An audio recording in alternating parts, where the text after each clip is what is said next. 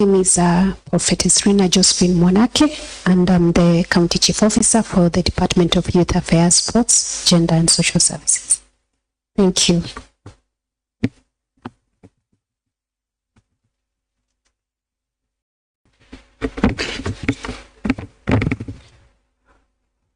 Thank you, Chair and honorable members. I'm CPO Mwanzo Elijah, CEC Finance and Economic Planning. I am Laban Kinyai, CCO Finance and Economic Planning.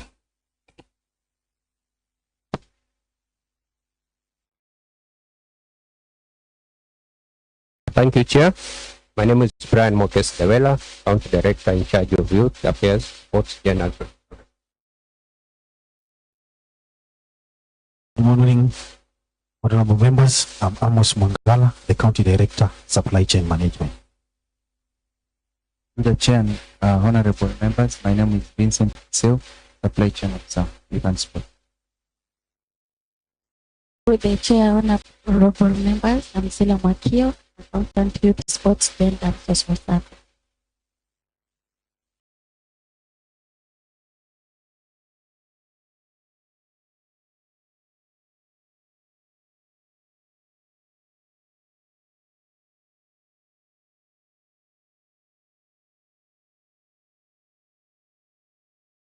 Okay, thank you. Sergeant kindly administer oath.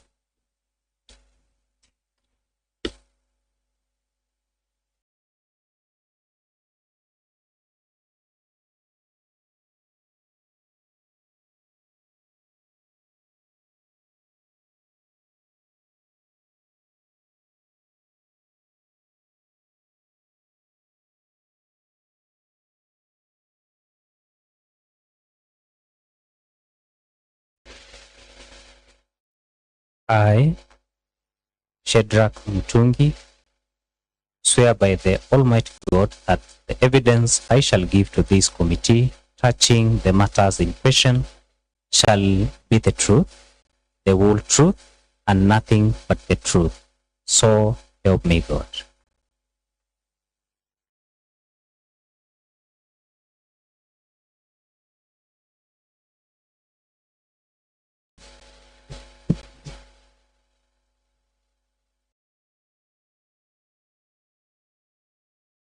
I, CPO Mwanzo Elijah, CEC Finance and Economic Planning, swear by the Almighty God that the evidence I shall give to this committee touching the matters in question shall be the truth, the whole truth, and nothing but the truth.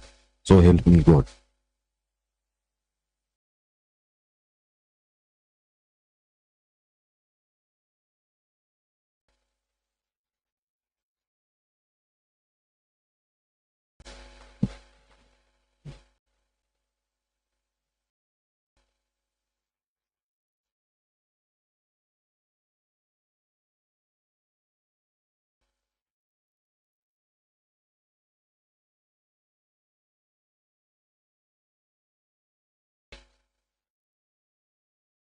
I, Prophetess Rina Josephine Monake, I swear by the Almighty God that the evidence I shall give to this committee touching the matters in question shall be the truth, the whole truth, and nothing but the truth. So help me God.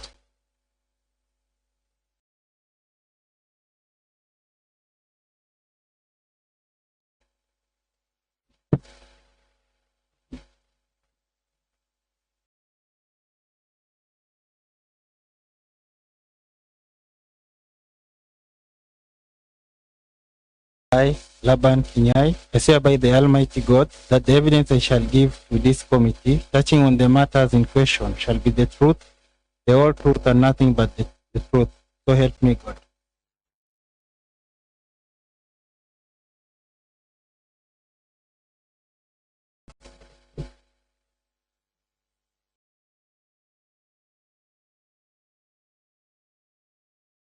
I, Amos Mangala, swear by the Almighty God that the evidence I shall give to this committee touching the matters in question shall be the truth, the whole truth, and nothing but the truth.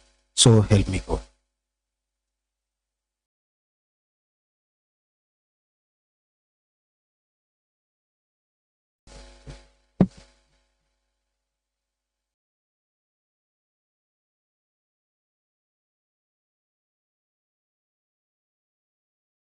I, Brian Mokes Lewela, I swear by the Almighty God that the evidence I shall give this committee touching the matters in question shall be the truth, the whole truth, and nothing but the truth. So help me God.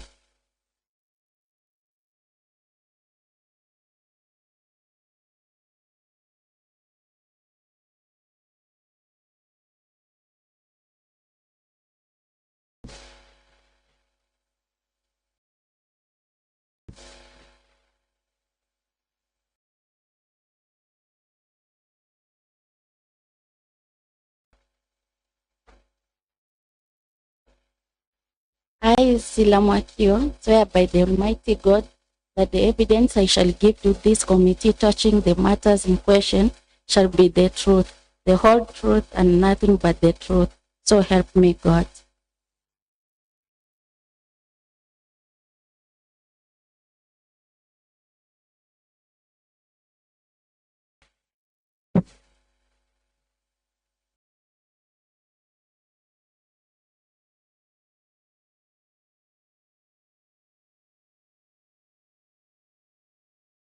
I, Vincent Kiseu, I swear by the Almighty God that the evidence I shall give to this committee touching the matters in question shall be the truth and the whole truth and nothing but the truth. So help me God.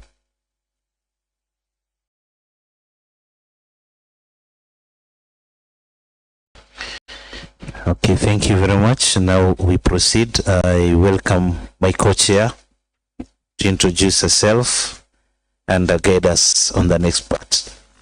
Good afternoon. I'm Patricia Mashigadi, Chairperson Youth and Sports.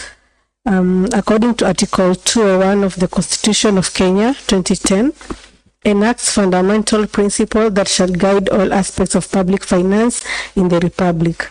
These principles include inter alia that there shall be openness and accountability, including public participation in financial matters.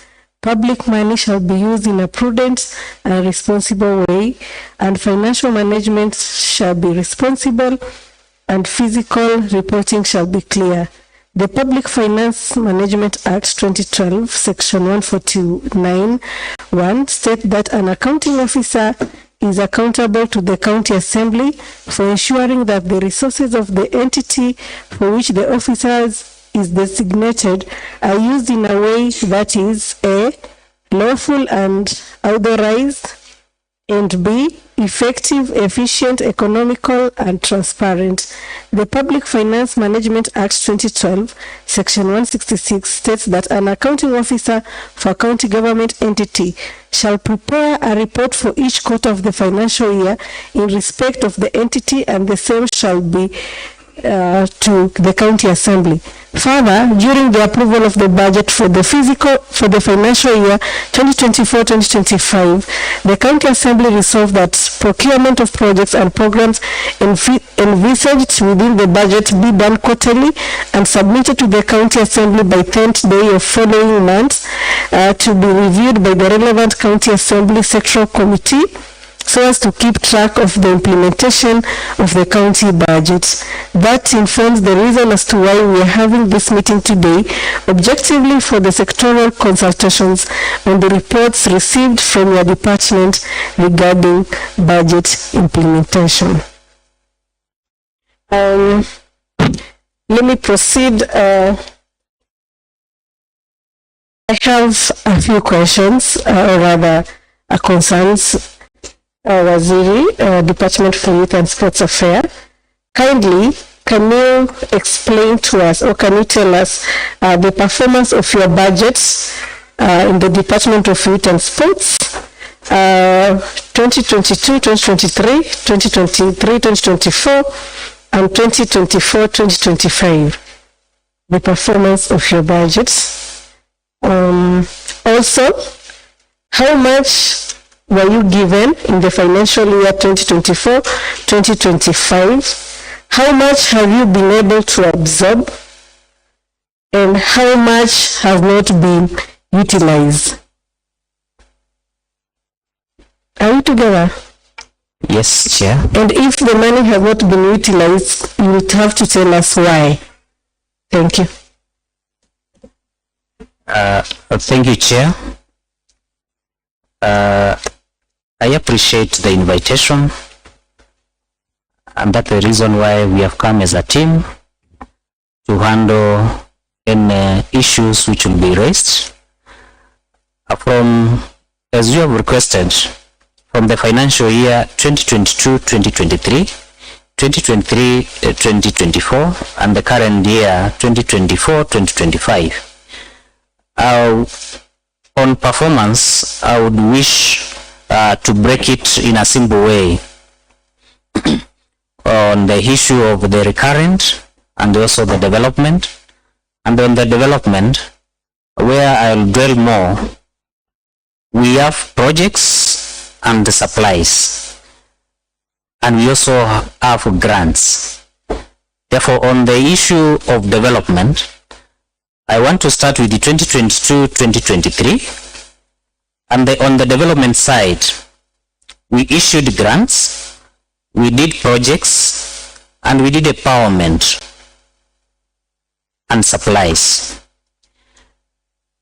In the 2022-2023 budget, we had a recurrent budget of 9,295,613.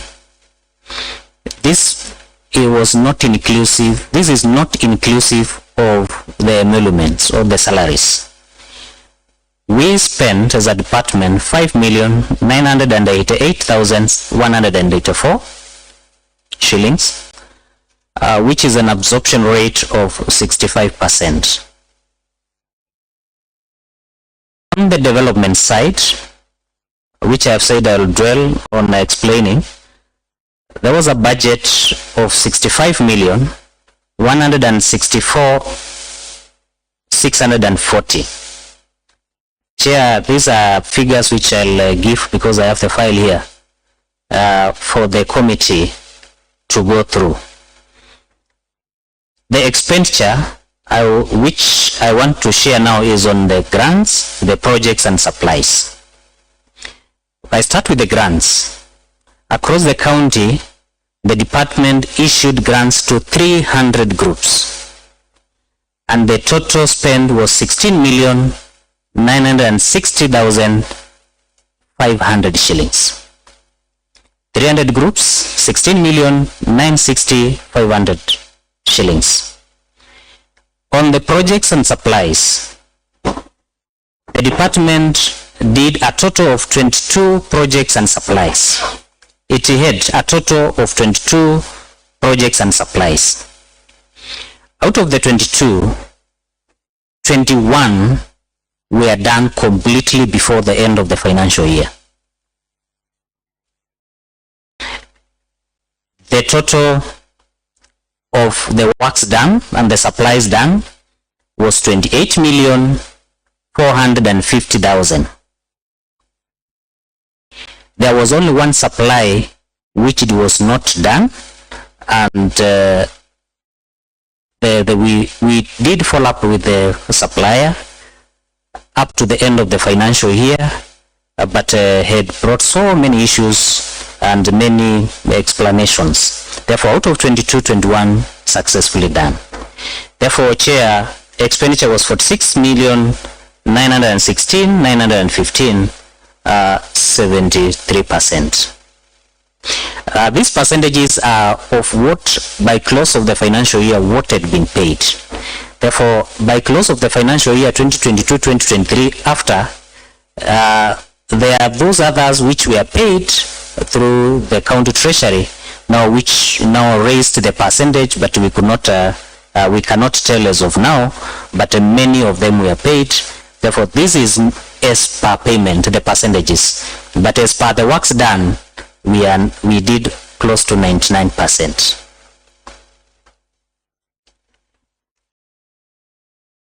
Chair, I now want to move to the financial year 2023-2024.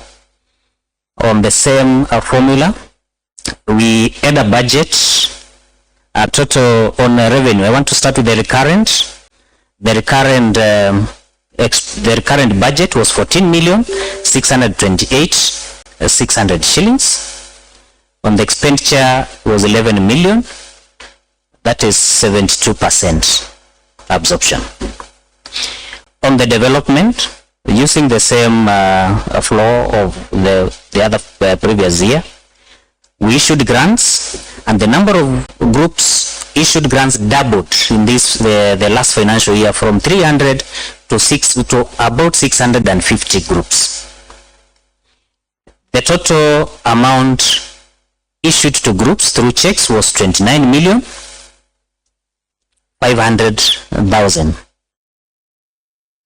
Projects and supplies. The department had 25 projects and supplies. These were worth 41,285,000. Out of the 25, 23 projects and supplied were done successfully and completed. The two are pending. One is Chala Ward, where it is an athletics competition which was not successfully done before the close of the financial year. And now it was moved to pending bills, and therefore we have consulted widely with the Department of Finance. Therefore, immediately they open the payments of the pending bills. We are sure that these funds will be channeled to the department, and we do justice to the people of Chala for that tournament, that athletics event which was not done. The second one was for Golia Ward, the supplies of food items and non-food items to ECD senders. It is not, we are not in education, but it came because this is a community issue. The supplier was given all the documents, but completely refused to supply before the close of the financial year. That is an issue we'll really need advice from the Department of Finance on how we can handle that. Therefore, we tried our best. Therefore, on development, we absorbed 69 point, that is 70% also. These percentages are what was paid by the close of the financial year. Chair, out of the development, the grants are also development. By close of the financial year, not all wards we had issued grants. Therefore, after the financial year was over, we received grants for other wards, we finalized, and therefore I'm sure it cannot be now 70%, it should even be 90-something%, because it's only two of 700,000 of Chala and the one for 500,000 for Ngolia Ward. Therefore, that is only what we could not manage. And Chair, I have the list of everything, what was done in these files, every project per ward and how much, and even the status as it is. In the current financial year, Chair, on the recurrent side, we have which this is now inclusive of the emoluments. The recurrent is 51,973,315. What is spent as of now? It's 21. There's 21,509,023 shillings. That is an absorption rate of 41.4%. On the development, Chair, we have a budget of 120 million, and we want to appreciate the members of the County Assembly and the Executive of having trust in this department.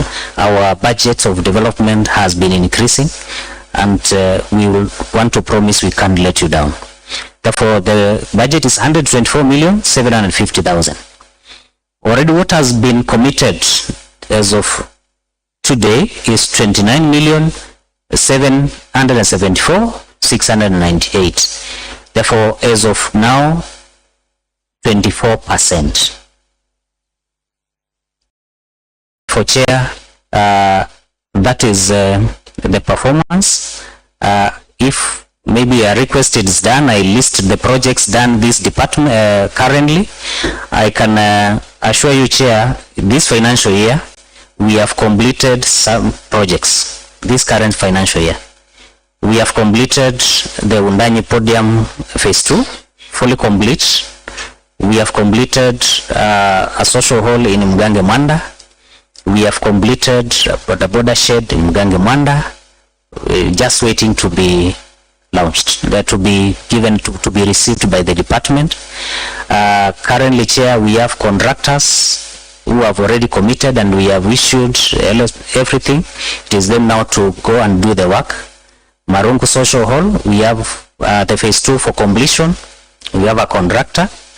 Only that there was some delay because of a few issues in the supplementary budget, but we are sorting it out.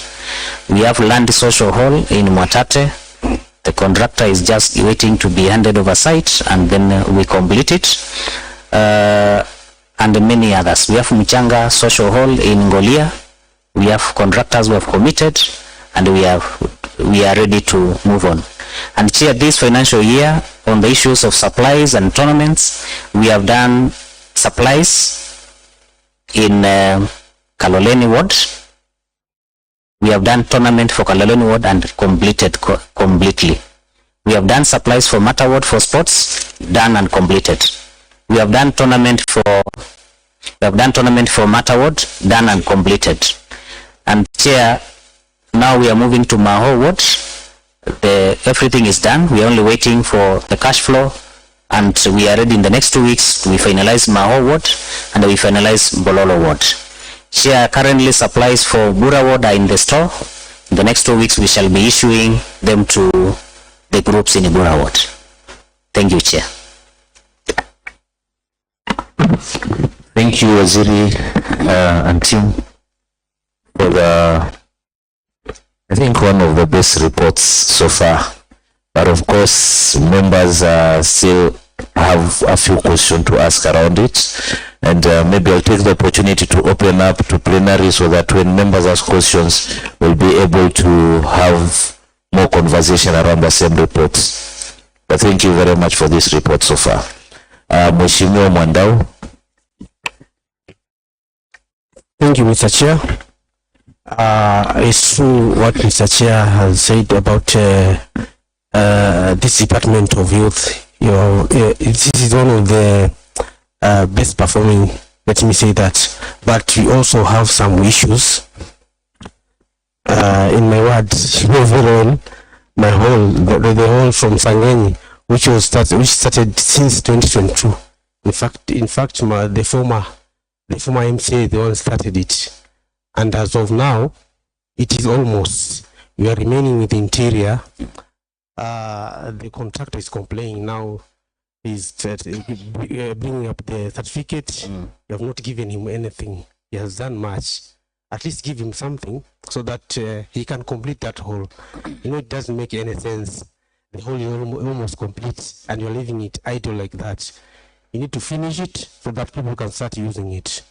And of now, there are also those funds for youth and women we put this time round. You have not made them available. We're still waiting for them. I don't have much to say. Thank you. Chair. Thank you, Mheshimiwa Mugange Mwanda. I have something to ask. I've heard of a budget of 124 million that was allocated to the department on development. And so far what has been done, I've also heard of 29 million on the development budget. So the absorption on development budget is now at 24%. I was keenly following on those figures. Now, we are now past half of the financial year, and we are talking about 29%. I would have expected we talk about 50%. So we would need to understand what were the challenges, what were the issues that made you not to achieve the 50%. You are short of around 24%, something of that sort. again, not 24 but 31. Something else that I want us to pick. What constitutes the 29%? Completed projects paid, fully paid, or again the 24 million, we are not sure whether it's paid or we need also to get finance getting on board.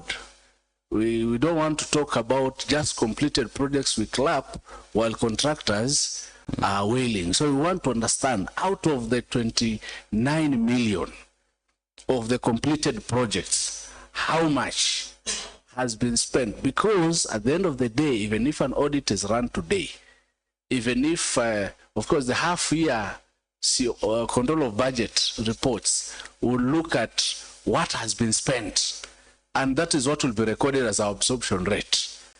So we need clarification as a house so that we go hand in hand, that this is what has been achieved, this is what has been paid. Thank you, Chair. Thank you, Mheshimiwa Kinyili. Asante mwenyekiti. Mheshimiwa mwenyekiti kwa kunipea hii nafasi. Yangu ni kwa waziri, and nafikiri mimi niko na mambo matatu. Tukianza na 2022 2023. Umetuambia katika development na supplies ulikuwa na 22 na zenye zilifanyika ni 21. Mimi ningetaka uelezee hii ya 22 ni gani? Ami niko na usemi hapo kidogo, kwa sababu mimi 2022 ilikuwa nimetengea vikundi vingi sana pesa, lakini zile nilipata ni vikundi viwili ambao zizo zilikuwa zinahitaji ile grants pure, lakini the supplies asikufika kwangu.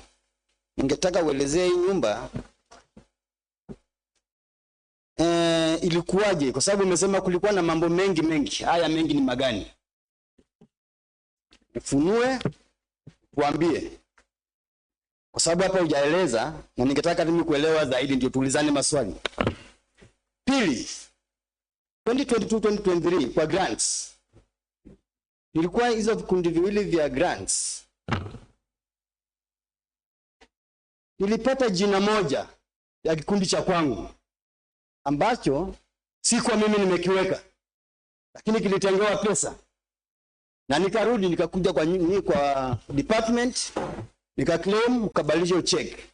Ningetaka nijue nani alitoka na hiyo jina akawaletea mkaweka pale, na mwenye alikuwa anastahili kupata alikuwa akose, kwa sababu nafikiri Chala ward ni moja na iko na MCM moja, na mwenye kuweka zile grants ama kuzipangia ni Mheshimiwa Chala ambaye ni Honorable Kinyili. Tatu, nakuja kwa zile mgao wangu wa vijana wa mwaka uliopita, ambapo mpaka saa hizi hiyo 700,000 hamjaweza peana. Umesema mshaongea na waziri wa fedha.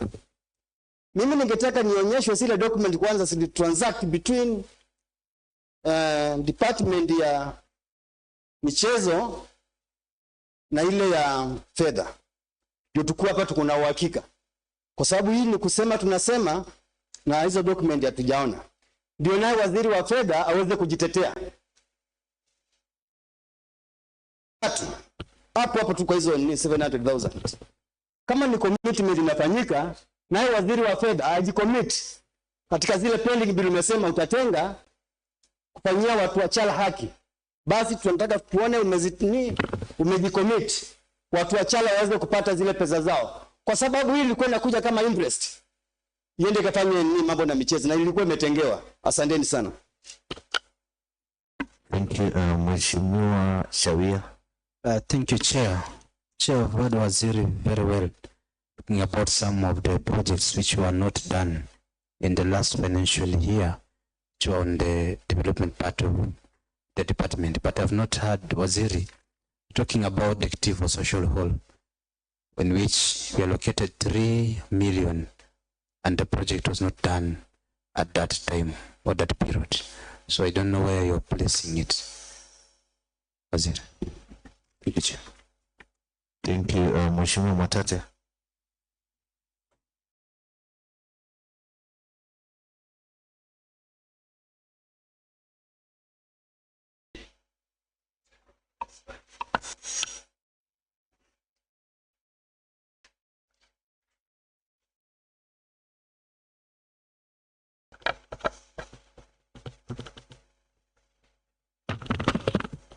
Asante sana mwenyekiti kwa hii nafasi umenipatia. Na nataka pia kumpongeza sana waziri wa michezo kwa ripoti nzuri ambayo ametoa. Mimi nataka nishukuru sana waziri kwa sababu upande wangu wa Mwatate kama ni grants tuliweza kuzitoa vizuri. Nashukuru sana kwa sababu vikundi vyangu viliweza kupokea mgao huo. Na katika supplies na pia nashukuru sana mwaka wa kwanza na hata mwaka wa pili tuliweza kupokea grants vizuri, isipokuwa mwaka wa pili kulikuwa na matatizo kidogo. Mheshimiwa Waziri, wakati tulipokuwa tunagawa viti pamoja na tents, naweza sema kwamba viti group moja haikuweza kupokea viti vyake 20 na inasemekana kwamba zilipotelea njiani. Kwa hivyo waziri, naomba kujua hizo viti 20 kwa sababu hiyo group wanadai, hiyo kijiji wanadai viti zao 20, labda tuweze kujua tutazipokea lini na ni kwa nini zilipotelea njiani, kwa sababu haiwezi kuwa kwamba viti zinatoka vizuri alafu ikifika njiani zinapotea. Inamaanisha kwamba kuna uteketevu kwa wale ambao wanaleta zile supplies wakati wanaleta kwa wananchi kuja kupokea, basi kuna wengine wanafanya ujambazi wao njiani. Kwa hivyo ninakuomba tu kwa unyenyekevu hizo viti 20 tuweze kuzipokea ili kijiji hiyo iweze kupokea viti zake. Pili, umeweza kusema katika nyumba hii ya kwamba 99% ya project umeweza kuzitekeleza na ninafurahia sana, lakini nataka niseme ya kwamba sisi ambao tunatoka Mwatate ama watu wa Mwatate ward, project zao hiyo 99% ambayo imebaki 1% nafikiri ni ya Mwatate. Tukianza 2022 2023 niliweza kutenga milioni 1 ambayo tulikuwa tunajenga choo ama toilet pale Peleleza, na waziri pamoja na timu tulienda tukapokeza ama tukapeana contractor na akaanza vizuri, na baada ya muda contractor alipotea na milioni 1 ikaishia katikati. Sasa department haijawahi fuatilia na haijawahi kuwa na ule mzigo wa kuweza kujua kwamba contractor ataendelea ama hataendelea. So pia ni vizuri waziri, ukiwa unajibu hili, watu wapeleleza waweze kuelewa kwamba ile holi yao, choo yao itaisha lini, kwa sababu hii ni pesa ambayo ilikuwa imetengwa kwa wananchi wa pale Peleleza na maeneo yale, kwa sababu ni si vizuri sana wakati sherehe zinafanyika pale alafu watu wanakosa mahali pa kwenda kujisaidia. Alafu pili, ingine pia kuna kipusi tulikuwa tumetenga milioni 1 na contractor huyo akapelekwa katika site na contractor akabandon site mpaka leo hii. Hiyo ilikuwa ni 2022 2023, mpaka leo contractor alipotea, milioni 1 naye imekunywa maji. Sasa pia ni vizuri watu wa kipusi eneo hilo ambao wako karibu na ile hall waweze kujua kwamba tulitenga milioni 1 na ile milioni 1 imekunywa maji kwa sababu choo haijaonekana mpaka leo. So pia tueleze katika nyumba hii, hiyo choo ya kipusi ama toilet ya kipusi basi itajengwa lini na iishe lini, ili watu wa pale Kipusi nao waweze kujivunia mambo ya hiyo choo.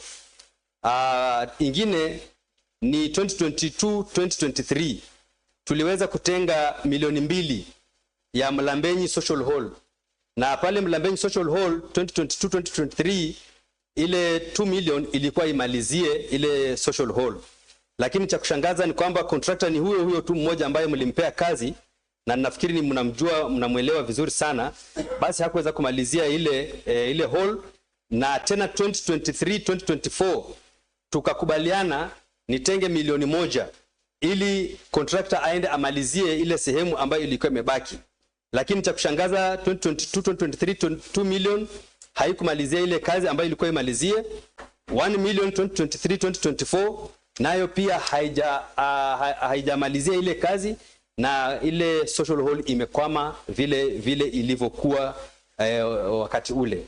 So Mheshimiwa Waziri, pia tunataka tujue kwa nyumba hii na watu wa Mlambenyi wajue kwamba hall yao itaisha lini na utakamilisha lini, kwa sababu hii ni pesa ambayo tumeshaitengea na ni pesa ambayo ipo na contractor yupo na mnamuelewa, mnamjua vizuri. Kwa hivyo utueleze itakuwa namna gani.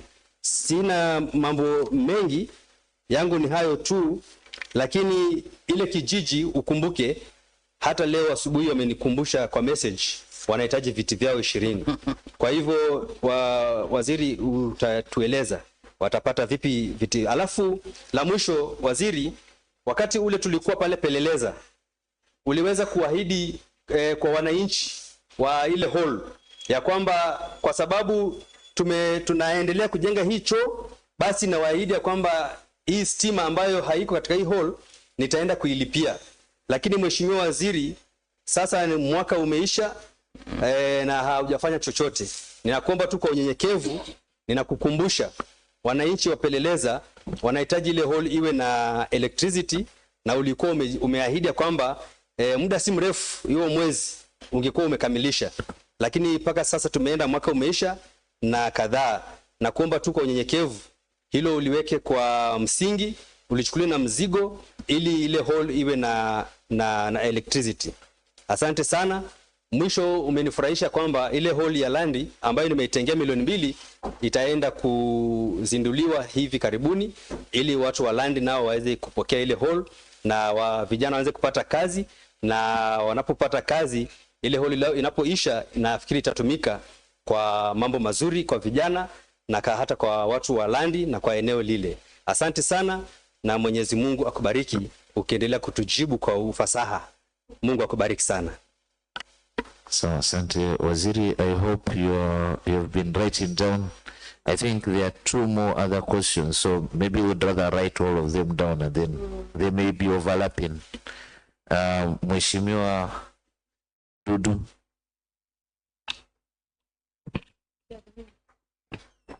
Oh, I could only see Dudu kwa sababu pengine ndio biggest investor in Taita Taveta. Mheshimiwa Sakina. Asante sana Chair. Chair, mimi nilikuwa na swali moja kwa waziri, nilitaka tufafanulie kuhusu swala la Njama Mzango. Ilipokuwa imehamishwa kupelekwa kutoka Kitungunyi kwenda Mwatate, ilitumia gharama ya shilingi ngapi? Thank you. Mheshimiwa Senator incoming. Thank you very much, Chair. Chair, yangu ni kwanza kushukuru waziri for the elaborate report ambaye amepatia nyumba. But pili nilikuwa ninataka tu ku challenge. This one is to the department. Tumeona kwamba wizara yako imekuwa mbioni kuzindua halls, social halls ambazo ziko kila mahali. Tumesikia Mheshimiwa Wachavia, Mheshimiwa Veruga, Mwatate, kuna halls ambazo zimekuwa zikifanywa. Lakini kuna swali mimi mwenyewe nimekuwa nikijiuliza kwamba hizi halls zikikuwa hazina watu wakiwa wana mkutano, for example, kwa mfano kama ile hall yetu ya kule Landi, kuna uwezekano kwamba tutakuwa tunaitumia kufanyia mikutano za kijiji ama mikutano zote ambazo zitahusu watu, na hizi mikutano huwa hazifanyiki mara kwa mara. Shida moja nimegundua ni kwamba the design ya hizi hall zimekuwa tu standard to the extent that we cannot add more value kwa hilo jengo ili liwe liko na activities on a daily basis. So yangu ilikuwa nikushauri tu kwamba kwa sababu wizara hii ambayo inahusika na masuala ya halls iko na the social aspect and the youth aspect, I was thinking that probably you can liaise with the Department of Public Works and then come up with a prototype kind of a design ambayo tunaweza adopt sisi kama county, iwe ni design ambayo inakuwa implemented everywhere, ili iweze kufanya mambo mawili. Ya kwanza, iwe ni hall ambayo itajengwa, iwe inaweza provide labda ofisi za mashinani za labda ya MCA ama ward administrator or something like that. And then pili, iwe ni hall ambayo inaweza kusustain masuala ambayo yanahusiana na mambo ya vijana, ikiwa ni indoor games, ikiwa ni cyber services, ikiwa ni mambo ambayo, ikiwa hata mambo ya sports, kama ni libraries and what have you. Iwe ni hall ambayo iko multipurpose, so to speak. Isije kwa tu ni jengo tumejenga la kona 4 tu ambalo kukiwa kuna mkutano then inafungwa. Iwe ni jengo ambalo tunaweza kuwa tunatumia kila siku, kuna activities pale, so that now tukiinvest shilingi milioni 5-10 kwa kutengeneza mradi kama huo, tutakuwa tunapata much more value than what we are seeing today. Then ya pili ilikuwa ni swala la, katika presentation yako nilikuwa natarajia sana kusikia ni miradi gani ama ni mpango gani ambazo uko nazo ambazo wizara yako inataka kufanya without using the exchequer share. What is it that you are doing outside the equitable share of the government? Hiyo ni ya pili. And ya mwisho ni swala la pale kiwanjani Danson Mwanyumba. Tumeona kwamba kuna renovation ambazo zimefanyika pale, miradi zinaendelea pale, lakini kuna masuala mawili ambayo bado sijajua department yako ina handle kivipi. La kwanza ni issue ya sanitation.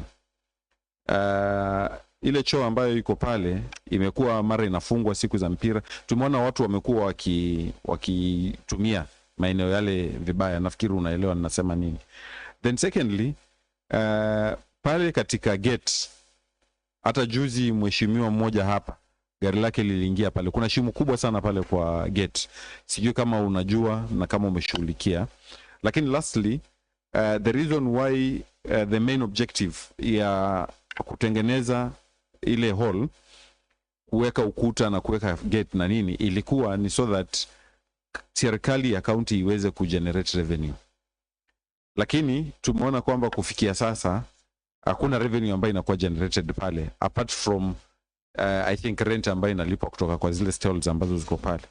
So ni mkakati gani ambao unaweka ya kuwa tunaweza tukagenerate revenue kutoka kwa uwanja ule, ili revenue ile ikaweze kutumika katika mambo ya maintenance, kulipa stima, kushughulikia masuala ya sanitation na kufanya repairs? Because hata sasa hivi uko na hakika ukienda pale utapata kuna viti ambazo zimepotea ama zimeng'olewa.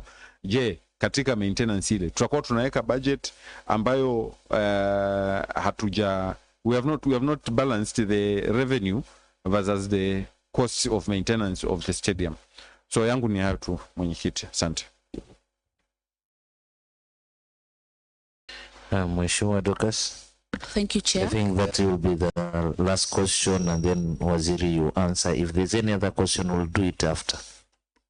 Chair, I am just adding in some information on what Member for Mwanda Mgange has just raised on the absorption. Maybe Waziri could just give a clarification on the 2022-2023 financial year, 2023-2024, on all the projects that were completely done, plus the absorption pattern.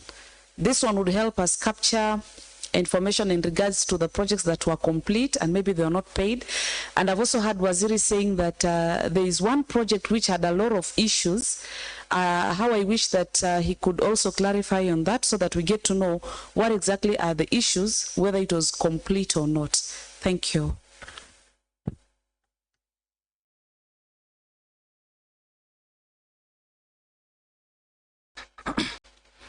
Thank you, Chair.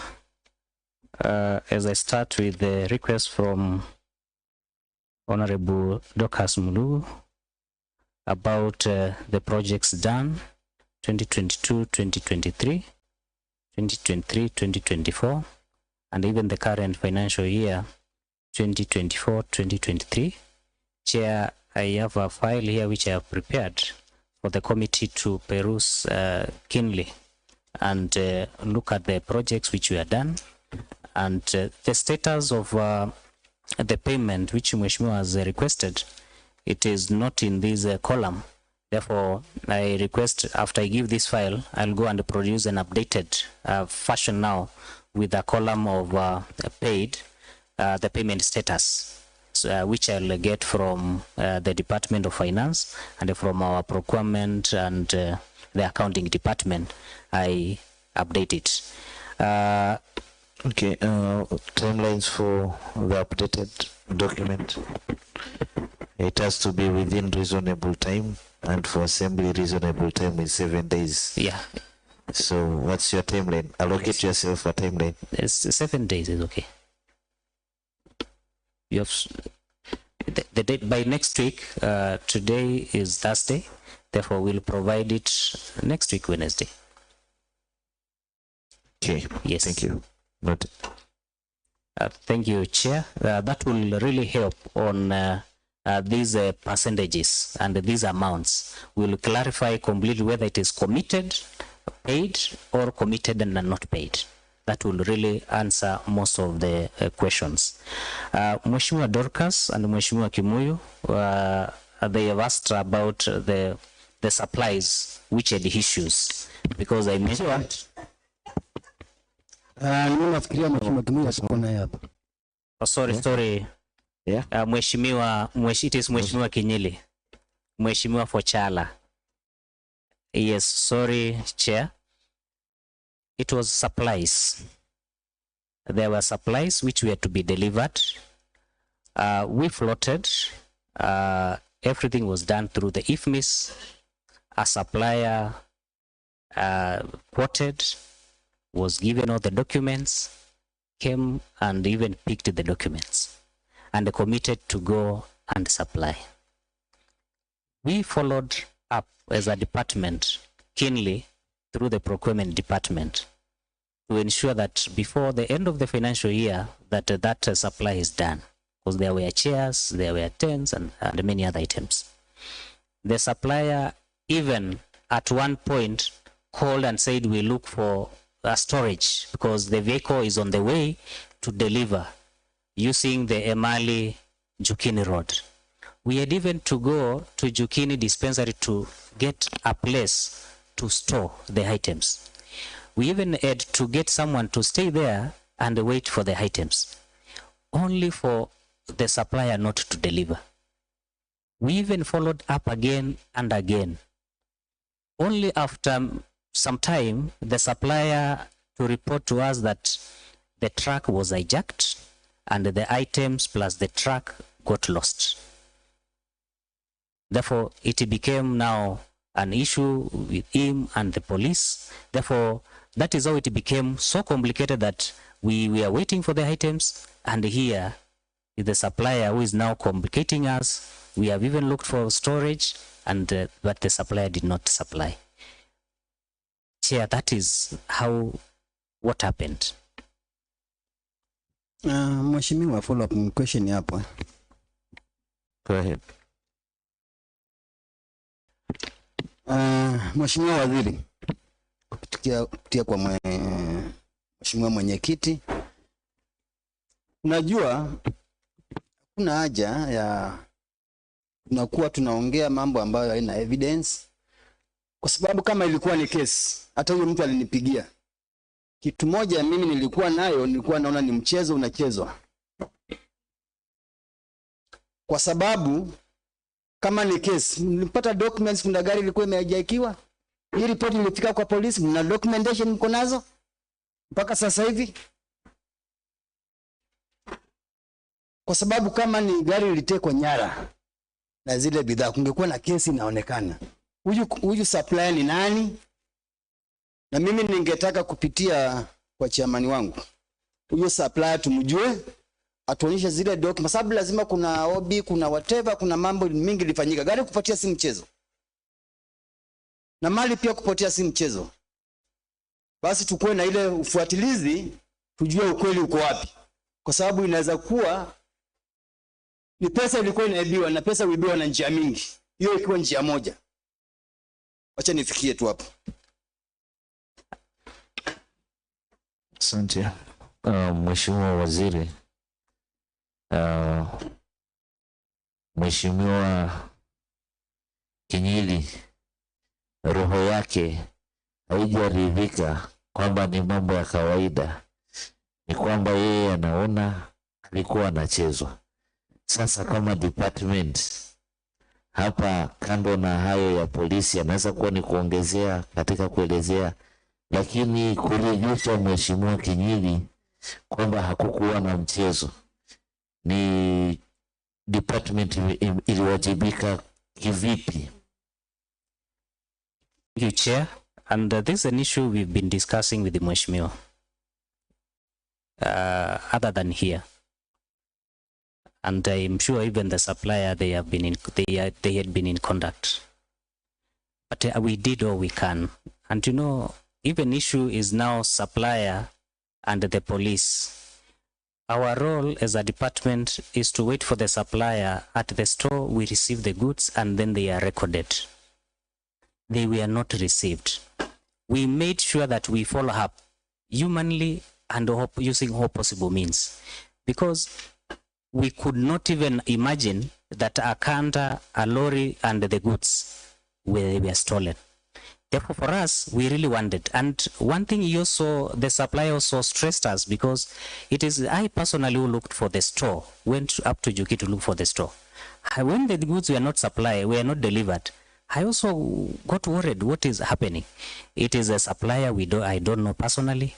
Was just being followed up through the procurement, but because of the request of Mheshimiwa, and Mheshimiwa has requested the chair that we get details of this supplier and ways and means be found, so that the supplier can verify that the goods did not supply.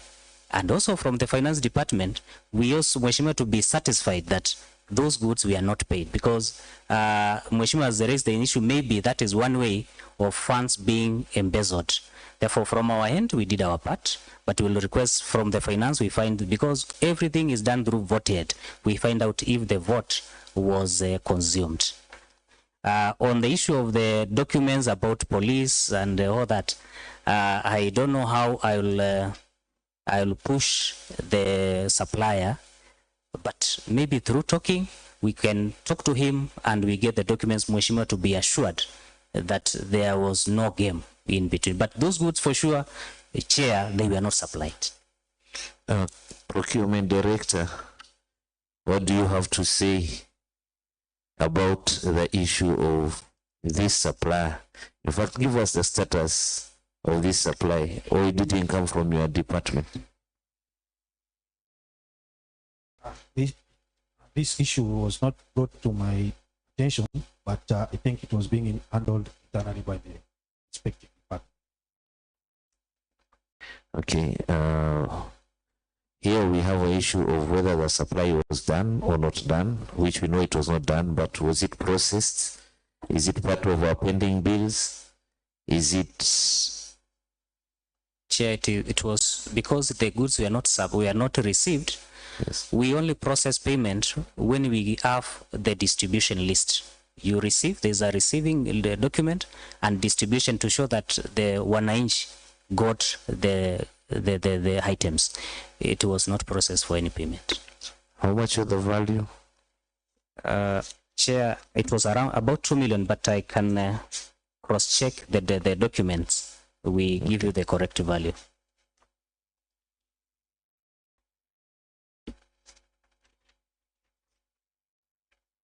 Chair, yes, it is confirmed, 2.1 million. Okay, thank you. Kindly continue. We will advise later after consultation on that matter.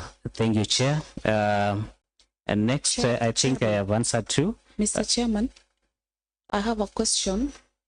Yes, Dorcas, it's a follow-up on the same question. Yes, it is. Chair, pardon my ignorance because I'm not a finance. I'm not a professional in finance. But if the supplier did not supply the whatever was supposed to be supplied, and claims that the car was hijacked, the pickup was hijacked, and maybe he lost everything. In my understanding, I want to believe that there is no agreement or it won't cost us anything. Why didn't the department, in their own wisdom, decide to cancel the contract? Because there's nothing we have that is bounding us between the county government and the supplier. Why didn't he consider cancelling the contract and reward the same to another contractor or another supplier? Thank you, Chair. This was, we are pushing this supplier even beyond after the financial year.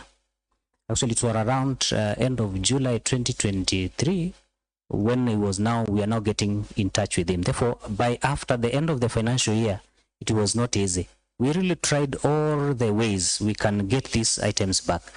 But because we now have the CPA Elijah here, I will have to sit with him, because if this happened, maybe another one might also do the same. We understand how do we handle such cases, because I'm not a serious expert on IFMIS and all those issues. Therefore, we'll need to be advised. Chair, there was the issue of Mheshimiwa Joseph Malega, Mheshimiwa for Mwatate Ward, and Mheshimiwa Mheshimiwa Kinyili, I think if it's on the same 700,000, I said I will guide. I only allowed a follow-up question. Then I will guide. Before I guide, I'll give everybody room. In the interest of progressing and me needing some technical advice on it. Because here we have an issue. There was no supply. We have an issue of still either an open LPO or not an open LPO. And we have an issue of whether it will be supplied or not supplied. There is a reason Chair has stated I will guide. We have not closed that matter. We still close it. Yeah. Yes. Kwa nafasi yako Mheshimiwa Chair, mwenyekiti, ningetaka, sababu mimi nimeuliza maswali matatu ambayo ya pili sijasikia ikitajwa. Pale kwa vikundi niliweza kuallocate vikundi viwili grants, na bado zikapewa mbili vikundi, lakini moja ikakuwa ni jina sikuwa nimepeana, isipokuwa ni ya Chala. Nani hii jina waliitoa wapi na ilifika aje hapo? Kwa sababu mwenye alikuwa anatoa majina ni Mheshimiwa Kinyili, na iliandikiwa, na baada ya kuandikiwa, wakati nakuja kuipokea nikasema hii sikuwa nimetengea pesa. Na ikumbuko kwamba hata nilikuwa nishapata fununu kwa ground kwamba unapata 100,000 shawekewa na Mheshimiwa Kinyili, sio mimi niliweka hiyo pesa. Wanataka wafafanue nini ilifanyika hapo. Chair, I think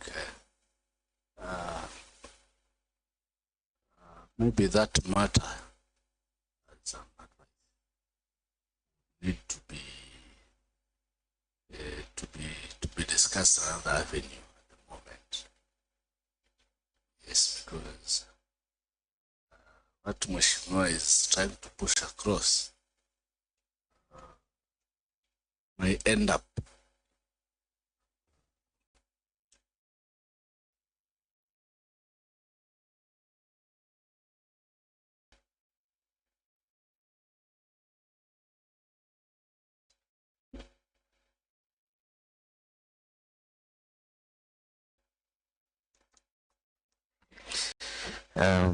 Thank you, Waziri. There are total of 3 related questions. Yes, Chair. Around the issue of Mheshimiwa Kinyili. Yes, I know. And all these 3 issues have raised serious allegations which may require a special engagement between the committee, you, and Mheshimiwa Kinyili. And the chair rules that immediately after this session, we'll have a 10-minute session of camera on this matter and then report back to the rest of the committee. So kindly continue, but the matter has not been concluded and it will still be concluded. Thank you, Mheshimiwa. I am very much aware Mheshimiwa had 3 issues. And Chair, I started by responding to Mheshimiwa Dorcas, of which Mheshimiwa Dorcas, one question was tied to Mheshimiwa Kinyeli. Therefore, I was yet to respond to Mheshimiwa Kinyeli's issues. Therefore, thank you, Chair. About Matate Ward, Mheshimiwa has asked about the 20 seats, the 20 chairs. I have consulted the county chief or the department chief officer, and the chairs. Mheshimiwa will pass through the office because it's just near here. We'll make sure that the chairs are delivered. We'll find ways and means to ensure that the shortest time possible the group gets those chairs. We may not know how they got lost, but they were packed, ferried, but when they were being issued, we found for sure chair they were less. It also worried me. It is not the only place. There was also another ward for Mheshimiwa Kimoyo in Mao ward where we also found them. They were also less. Therefore, that one will be handled. It's an issue which does need a lot of discussion. Waziri, we are not going to go into the discussion now that you have committed to deliver the chairs. Yes. And Mheshimiwa's interest was only the chairs. Though, as a committee, we'll still revisit. There seems to be some gaps in your department, or there seem to have been some gaps in your department, which are coming out clearly from the explanations. And we'll need to revisit those issues. In the meanwhile, to conclude on the matter of Mheshimiwa Mwatate, give us a timeline. Next week, Wednesday. Okay, thank you. Yeah. The matter stay rested. Thank you, By Chair. next week, Wednesday, yes, Mheshimiwa Mwatate will have your chairs. Thanks. So we can continue. Thank you. Mheshimiwa also raised the issue of the contractor of Peleleza, who is also Kipusi, and also Mlambenyi Social Hall. Mheshimiwa, is only that I had not reported to you. I have really been pushing this contractor, including yesterday and even today, and he reported to me the remaining works from Mlambenyi Social Hall is the floor and the painting works, and also the Peleleza toilet. Therefore, we have been pushing, and we wanted him to commit himself up to this morning when he's finishing those works. It's only that he's claiming that there are some pending payments, not from our department, from other departments, which have not been done. But I told the contractor that I'll be having a sitting with him and the finance department. I'll call him so that he can put himself and agree when is he finishing these works and what is this payment which he wants to be done so that he can finalize the work. Therefore, Chair, I'll call the contractor.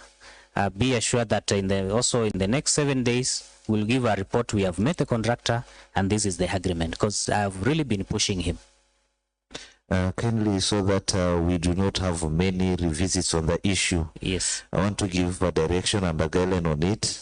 In that meeting, because you're seated next to your finance counterpart, kindly confirm with him that in the next 7 days, you, the contractor, and his office, you'll have come up with an agreement. The House wants a copy of the resolution within 7 days.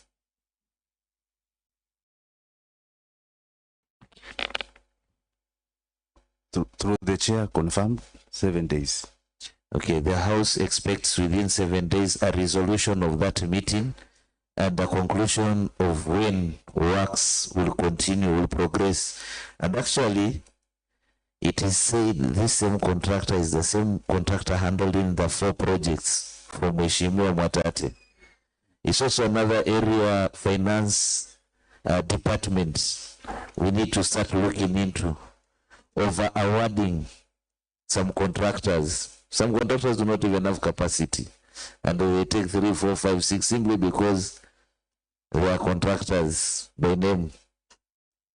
At a different sitting, we'll review this discussion. But in the meanwhile, within a week, we're expecting a report of the resolutions and work beginning, or when will work begin from that end. Kindly continue, Waziri. Thank you, Chair. On Peleleza Social Hall, about power connection, we now have a quotation from Kenya Power.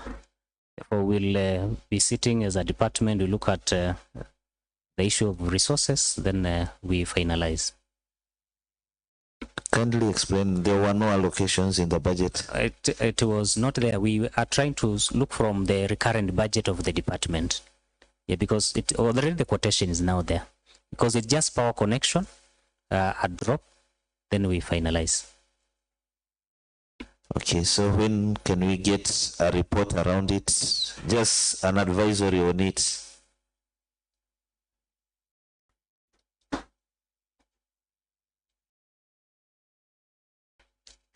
The CCO has something to say. Chair, thank you. We've had several commitments so far for next week. Kindly allow us to give you commitment by Tuesday next week, but one. Thank you. Okay, noted. We'll wait for your commitment. But I hope if you do not have a budgetary allocation, this is not an open check for you to start shifting budgets, so that next time you tell us in our sitting of that particular day, we were forced to move budgets for footballs from Marungu Ward and we took them to this other project. It will not suffice. Should you choose to shift budgets, that is your own responsibility to bear. Thank you, Chair. So we are waiting for your response on this matter. You've been given the 2 weeks as you've requested. Thank you, Chair. We'll go through and we'll respond. There was the issue of Chavia Ward, Mheshimiwa Mabishi, about the Kitivo Social Hall.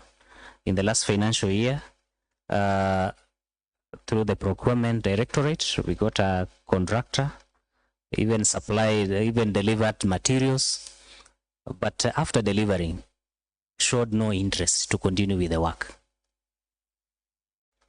But here I can now report, we now have a contractor who will now finalize this financial year. We now have a contractor who has committed to finalize the work. It looked funny for us actually, because contractor delivering materials and now after that showing no interest to continue building the wall works. Okay, kindly progress, but I hope Waziri Finance, you're not in, it will still going to inform part of our conversation around the lethargy developed by contractors towards our programs. Thank you, Chair. Mheshimiwa Mwandau, Mheshimiwa for Veruga Ward, about Sangenyi Social Hall, which has stalled since 2022. What is remaining is the interior works. And actually, we've been also been pushing the contractor. And the contractor is also the same case as Mlambenyi, willing to finalize the works, but there is a payment request which is pending at the county treasury. And even up to this morning, he has requested that if we finalize that work for the last works done, he is ready to finalize that work. Therefore, it is the same case with the Mlambenyi. And Chair, I would also request we combine the Mlambenyi issue together with the Sangenyi issue with the two contractors, so that when we give you report next week, we give you for the two projects. Okay, thank you very much for that. From our perspective, we're not going to ask you to do works in a certain way, but some of these contractors, I think it's important for us to start knowing them by their PIN numbers, not by their names. They will change and register other companies. We want to be knowing them by their PIN numbers, so that in future, we're not going to assign them anything. And we will take you to task, procurement director. Should you assign a contractor works, a contractor who has pending works with us and not having delivered? Yes, we know it is the right of everybody to be paid for the works they did earlier. But then again, there should be many other ways of negotiating. Because here we are finding it's like you're getting held on a ransom by everybody. So it is important for us to start getting to know these contractors by their PIN numbers. Thank you, Chair. The Mheshimiwa Mwandau also had another request of when the grants will be ready. From the list which we shall give the committee of 2024-2025, you'll realize that we have, from the department, we have processed. We have everything. It is now awaiting the county treasury money to be sent to the department. We write checks and then give out to the groups. Therefore, for Mheshimiwa Mwandau, it's already processed from our end. We are only waiting from the funds, cash flow, to be availed, and then we are done.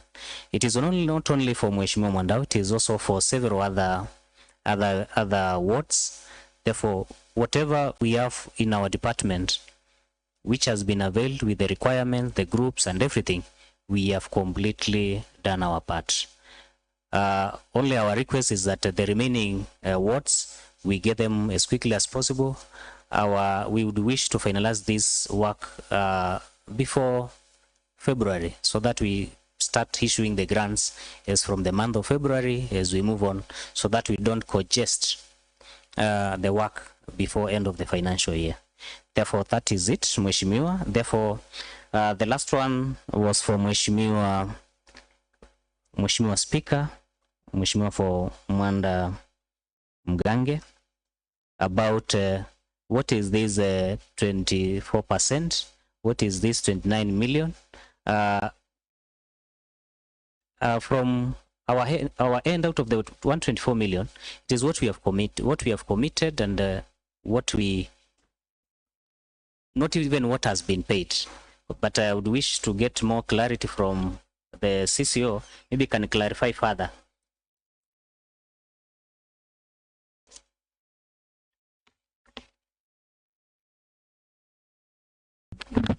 Thank you, Chair. From what our Waziri mentioned before, for all the items that were been given for documentation, we've already been able to process. The percentage looks much lower simply because we are waiting for those funds to be released, because we have quite a number of grants to be able to issue, and that should be able to increase in the absorption rate. Thank you. Thank you, Chair. That explains why the percentage is too low.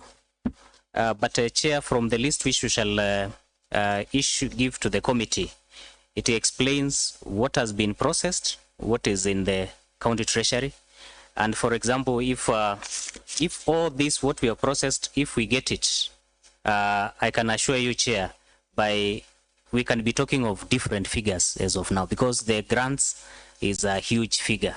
If it is paid and we issue, you find that the percentage will go higher.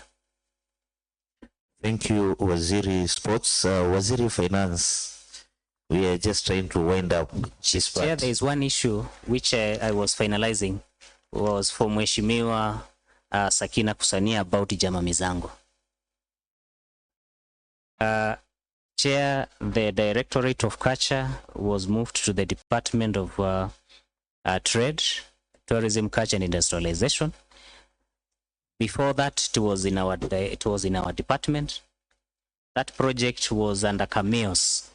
It's a Cameos project, which is was being funded by the European Union. It is a grant which was applied by the Jama Mizango Group, which is a community registered group in Kitukunyi. They got a grant of 2.5 million. The spending was as per the agreement with Cameos. Therefore, from our end, we were not able even to understand, because there were things they were doing, and being a community group, they also have their own issues which they are doing. Therefore, it was not easy. I cannot even tell clearly how much they spent. But if the committee requests, then I will have to request that the Department of Trade, Culture and Tourism, and then I request them to finalize, to give us the clear details, which it means they'll have to get from the Jama Mizango Welfare Group. Yes. Okay, thank you. Waziri Finance, we have a figure mention of 124 million. This figure, Henry, guide us, and if you need more time, tell us the reasonable time. By now you've already understood the definition of reasonable time that we need.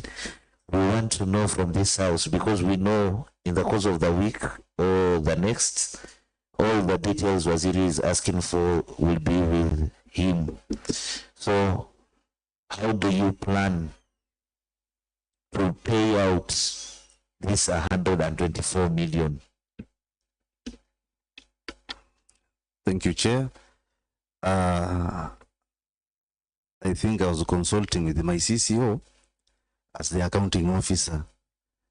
Personally, I'm worried. That figure is huge. And I don't know how much so far they have requested in our department. But because he's seated next to me on my left, he'll be in a very good position, because my urge is, let's clear our tables. Those requests which are there, they should be processed as fast as possible, because we are running short of time. So I think he should be in a very good position to talk to this honorable house, and if possible also give timelines, because we are working on timelines, and we have decided everybody must work.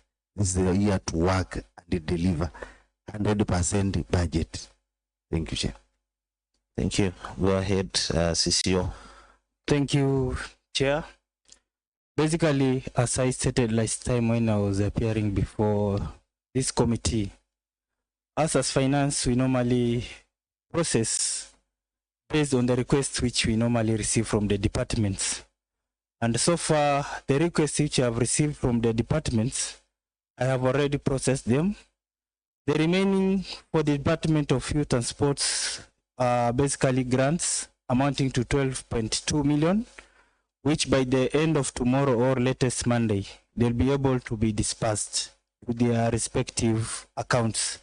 So basically on the figure of 124 million, we have done part, and I believe if we receive those requests on time, because we have also committed ourselves to implementation of the development budget, not less than 90%. So I will urge other departments to bring those payment vouchers to finance departments early enough so as for us to give us time to do those requests to the control of budget. So it's something which we are committed. If we receive those requests, we'll process them. Chairperson. Yes, Mheshimiwa Mwanda Mwangi. For us to be meticulous in this pursuit of ensuring that everything is done in order, we are picking Youth and Sports Department as that prototype. Would wish in those 7 days, the defined reasonable time of 7 days, as you are coming back, you said 14. Out of the 14 days, within those 14 days, as you are filing back to the House, we need to see a breakdown of the 29 million.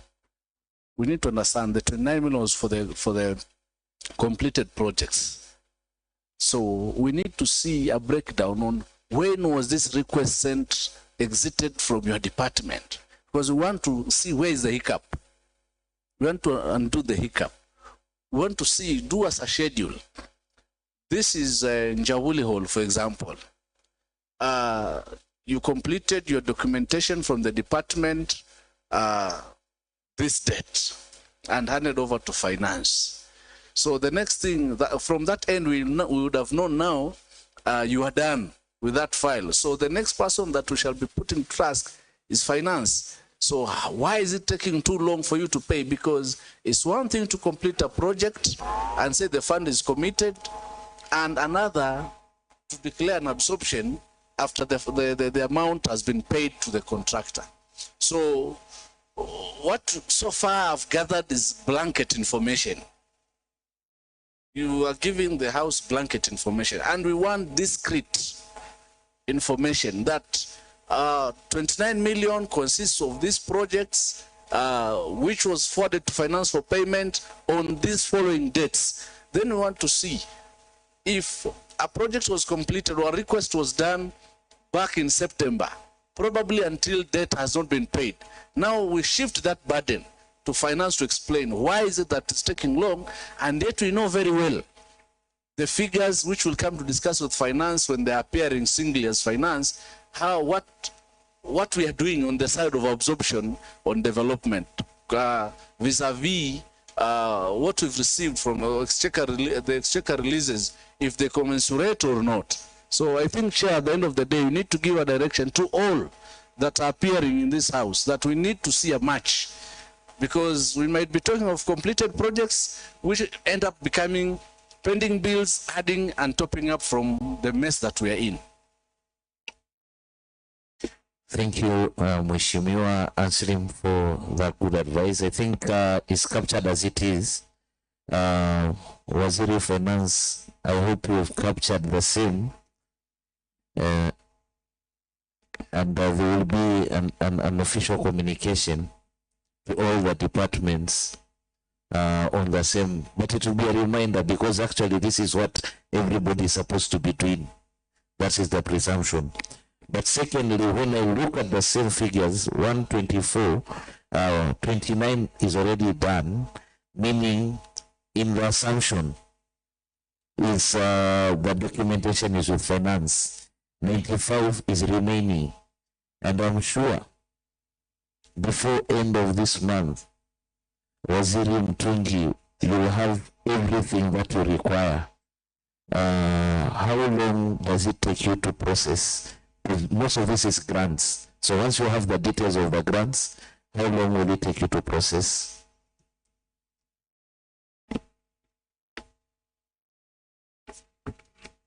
Chair, allow me to give this to the CCO to respond, because she's the one who responds. Thank you. Thank you, Chair.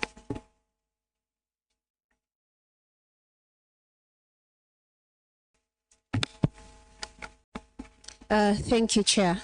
Whenever we receive the documents, depending by the hour it has arrived within that day, if it came early in the morning, by end of day we have completed. But if it has come maybe towards the afternoon, we talk about it being completed the following day.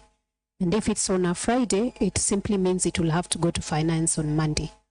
So just 24 hours, a maximum of 48 hours in case there's a ratification. There are a few things we need to sort out with any Mheshimiwa has brought for us the documents. Thank you. Thank you. So we give it an average of 72 hours, the worst case scenario. Everything will be done. So Waziri Finance, in anticipation, I'm not giving any word, in anticipation together with CCO, you will have all this documentation, including what has already been given to you, or not before the end of this month. So in your planning, I'm just advising in your planning, you know CCO has said you only pay after receiving, but you can plan. You can plan, you can buy pampers before the baby is born. You don't wait for the baby to be born for you to buy pampers. When the baby is born, the pampers are there. Just fit and it's okay. So, Mheshimiwa Waziri Finance, we will be following up on these budgets to be cleared. And we know some of these, like the grants, is issuing of checks, not issuing of LPOs. There is a reason why I'm highlighting it. We know again, there will be issuing of other checks for bursaries. We know all this, Waziri Finance, and now speaking as the chair budget, you are chair now. So I do not want to be the one issuing excuses to honorable members that we are not able to do this because right now we don't have the right balancing of cash flow. You have this at the back of your mind, plan it. All the House is asking is, give us a plan. If you fail to give us a plan, we'll give you the plan. We'll demand for these payments immediately. But give us a plan that we can discuss on the sitting we're going to have next with you. So kindly plan for those check-like transactions, bursary. Of course, the bursary gave us a plan on the first day. Notwithstanding whatever circulars you now we have this. And again, we have disbursement for the departmental recurrence because we do not want departments to tell us they don't have fuel. So when we, at the time of the committee sitting for budget, we need to have those plans. Honorable members, is there any burning issue to the ministry for the Department of Sports? Mheshimiwa Mwatate. Ningependa tu kumuuliza waziri ako na mpango gani na kiwanja kile ya Mwatate, because it is the only field we have in Mwatate. Na 2023-2024 tulikuwa tumetenga milioni 15, lakini kwa bahati mbaya ama bahati nzuri sijui nitasema, ile milioni 15 ikatolewa na kidogo tena waziri mwenyewe nikazungumza naye akasema kwamba ataweza kuiwekea milioni 8. Na sasa sijui kama waziri uko na mpango gani na ile kiwanja ya Mwatate ground, Mwatate Mwatunge Stadium, kwa sababu hiyo ndo kiwanja ambayo tunaiona Mwatate sub county ndio kiwanja peke yake kiko cha kuweza kufanya michezo kwa ajili ya vijana wetu. Na waziri, unakumbuka mwaka uliopita nilikuwa nimeweza kuenda mahali na nafikiri nilikunong'onezea na tukaahidiwa pesa mzuri, na tulikuwa tu sisi kama department ama kama county tuweze kutengeneza quotation ama BQ ya ile Mwatunge Stadium. Na tukitengeneza ile BQ ya Mwatunge Stadium, basi tuweze kuiwasilisha mahali pale nilikueleza, alafu tuweze kupata msaada wa kuweza kuanzisha kutengeneza ile Mwatunge Stadium. So ni vizuri basi waziri uweze kueleza nyumba hii na watu wa Mwatate Mwatunge pale katika Mwatunge Stadium uko na mpango gani mwaka huu ambao tumeanza sasa. Asante sana waziri, asante sana mwenyekiti. Sasa Waziri, you write down 2 quick questions. Yes. And they have to be quick questions. If they're not quick, I will disconnect your line. Mheshimiwa Matawab, then Mheshimiwa Kinyili. Then me. And finally, Mheshimiwa Kimuyu, sorry. Because we still have another issue to dispense with for Mheshimiwa Kinyili after this meeting. Okay. So kindly make your go direct to your question, please. Asante Waziri and team. Mimi kama Isaac na washukuru mmefanya kazi mzuri kule Matawat, lakini kuna swali nilikuwa nataka kuuliza, pengine I relate na leo, lakini kwa sababu nimeifikiria. Kuna wakati tumepeleka mashindano ya mbio, sababu si Jumamosi kuna mashindano mengine ya mbio. Kuna mkimbiaji ambaye alitoka kwa wadi yangu na akakimbia vizuri, akaenda region, alikuwa namba 2. Alipoenda Ruiru katika nationals akatolewa kwa sababu ya mambo na ID. Nilikuwa naomba now that hizo mbio zimeanza tena, sijui kama mkituma wakimbiaji wanaenda na watu kule ambao wanawaangalia kwamba wasitolewe kwa sababu ambazo haziko. Sijui kama yule wangu alitolewa kihalali, ingawaje sijauliza hiyo swali, lakini vile nimeifikiria ningeomba tu kama mnapeleka wakimbiaji pande ile, muwe na watu wa kusimamia, kwa sababu kila mtu anang'ang'ania sehemu yake. Asante. Mheshimiwa Kimuyu. Okay, thank you, Chair, for giving me this opportunity to also give my remark. And for you, first of all, let me congratulate the team, the sport team, for very good work done. I came a bit late, and Mheshimiwa, if there is Chair, if there is an area that is very complicated and it needs a lot of attention to the sports, dealing with the sports needs a lot of dynamic. Mine is just to call upon the department, particularly the Waziri, and even what is being raised by Mheshimiwa Mata word is of concern, because one, I've been in the sports for some time, and there is a lot of cartels and a lot of underground moves when it comes to sports and favorism. Particularly, there are those who feel they need to go somewhere, they get an opportunity of going somewhere, but they don't participate in the whole process right from the ground. So I call upon the department iweze kuangalia kuanzia chini mahali ambapo wale wahusika kuanzia chini, kusio kuna wengine wanasubiri hapa juu kuchukulia at the regional level, uweze kuangalia uhusikaji wa officials right from the ground ili uweze kuleta fairness. Katika sports, that's where you find the youth are not contented. At a situation whereby I've seen even in officiation, and I want to talk about this because you are here as a team. Even in officiation, there's a lot of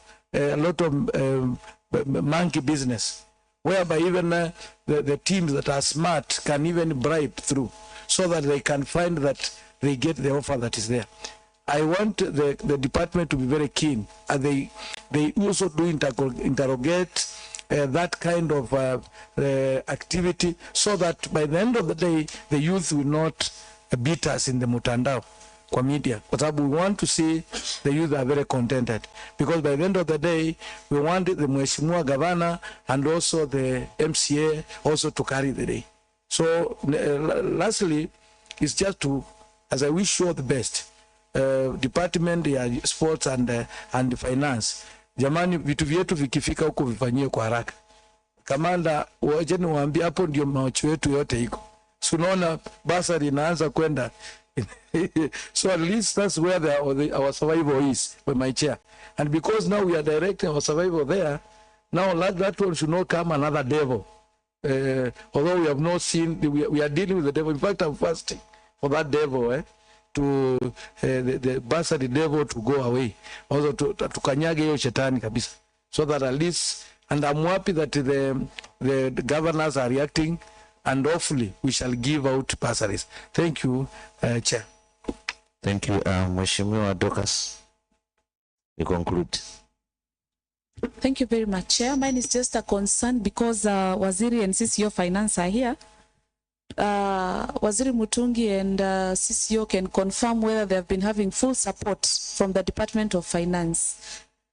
What I'm saying is, when was the last time the department received funds from this department? And Waziri, you'd understand why I'm asking that question. Because, Chair, if you remember, CCO Laban told us that he has been sending money to the departments. But as you remember, even Honorable Kifuso had serious complaints in regards to Department of Sports and Youth. Thank you, Chair. I submit. Thank you, Waziri. Now you sum up all these questions. We are not taking further questions. Yes. But I give you my last question. Waziri, we are having African football coming to Kenya. Are we going to participate in it in any way? Kama waziri wa michezo, huo ni mchezo mkubwa. Tutaingiliwa wapi? Kuna kiwanja undani hapa. Have you given it out for training? Asante. Thank you, Chair, and thank you, Waheshimiwa. On the issue of Matunge Stadium, Mheshimiwa Ngoth, I can confirm to this house, yes, we had a discussion. And I really appreciated you for the bold move and moving ahead and having a talk with someone somewhere to ensure that we get something done to Matunge Stadium. I committed the Department of Public Works, we get a good BQ, because I am sure if the stadium is done to good standards, it can be one of the best. Therefore, the BQ, I'm sure it is almost ready, but I can't confirm when, but let me assure you that immediately it is ready, I'll come to your office, and now we find a way of how it can reach that office, and they start securing for funding. That is my biggest vision for Matunge Stadium this financial year, because you talked to me and you talked with a lot of assurity that if we hold hands together and move together, that will be a game changer stadium. On matter ward, Mheshimiwa Asante, that issue of that participant who went up to the national cross country and failed to participate, the team went there with our CCO. Maybe she can just clarify. It was a small issue which she can clarify. Okay. Let me just.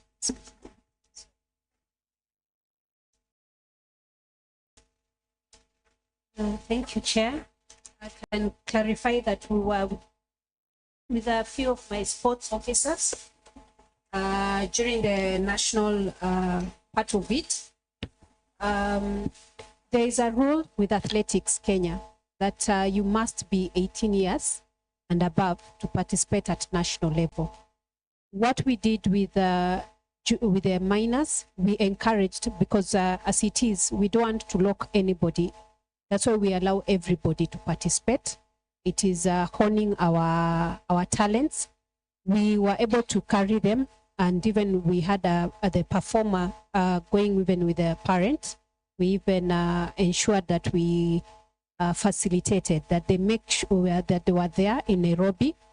They were able to see the other runners and what they were also guided on what is required. And they were told, just like the other national athletes who have represented us out of Kenya, at the point in which they've been practicing over the years, when they arrived at 18 years and they got their national IDs, they were able now to move forward. So I believe right now, Mheshimiwa, the child was already now reached of age, 18 years, and is able now as they participate, because now we're starting sub-county levels on Saturday. Now we can be able to move with them all the way to national. We want to wish them the best.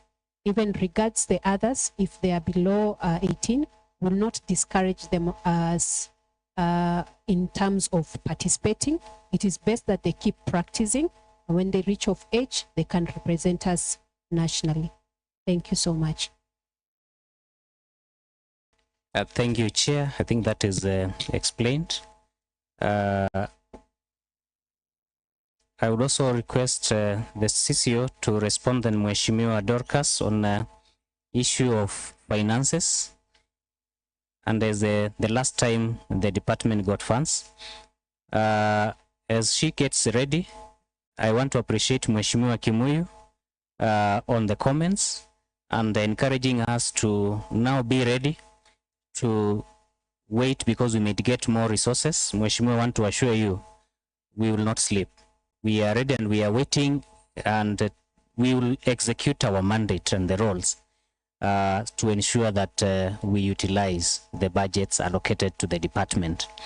Also, Mheshimiwa, I also want to appreciate, you have said that when we process funds and they go to the Department of Finance, things to move smoothly and seamlessly.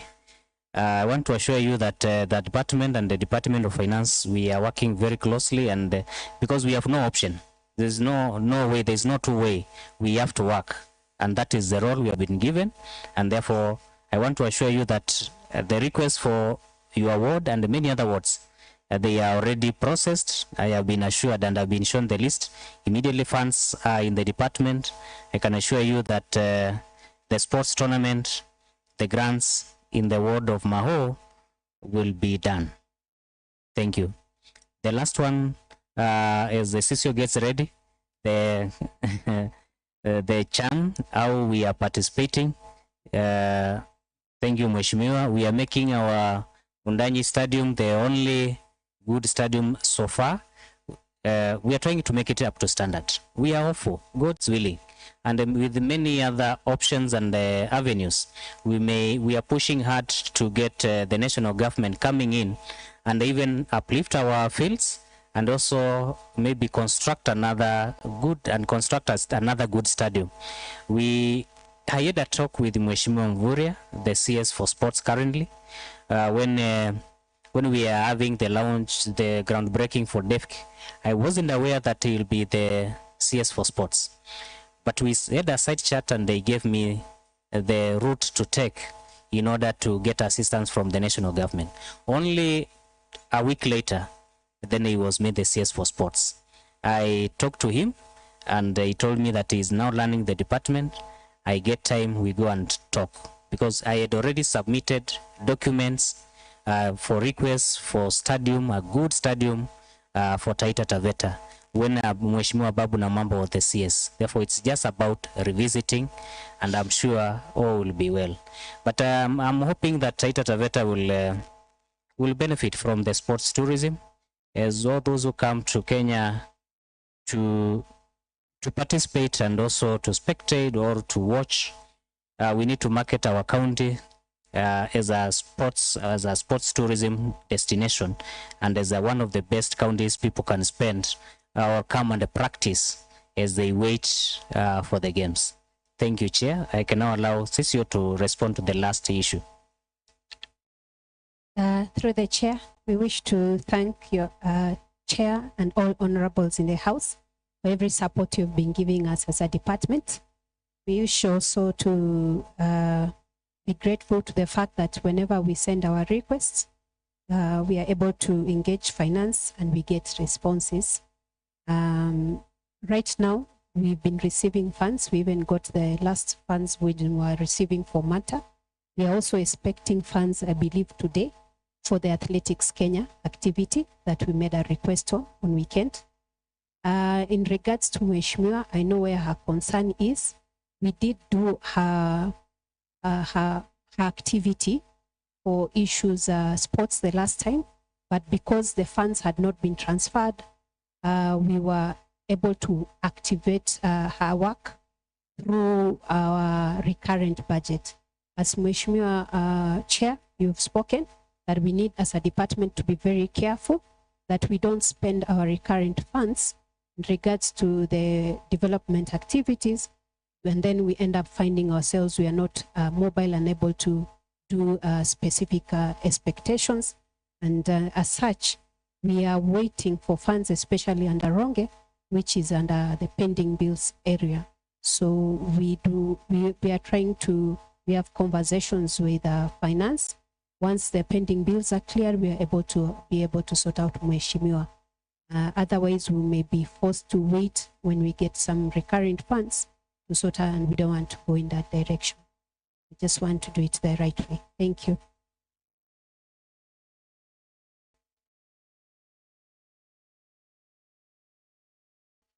Thank you very much for all who participated in this committee sitting. As we are all aware, we'll still have our next session with the Finance Committee. And in that, as earlier advised, I'm just repeating, there will be a report of disbursement to the departments. So we'll still revisit the same issue then. So thank you very much for everybody who participated.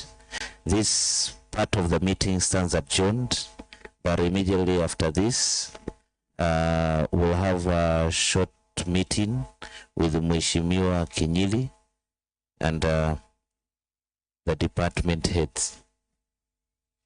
Thank you, honorable members and our visitors. Meeting stands adjourned.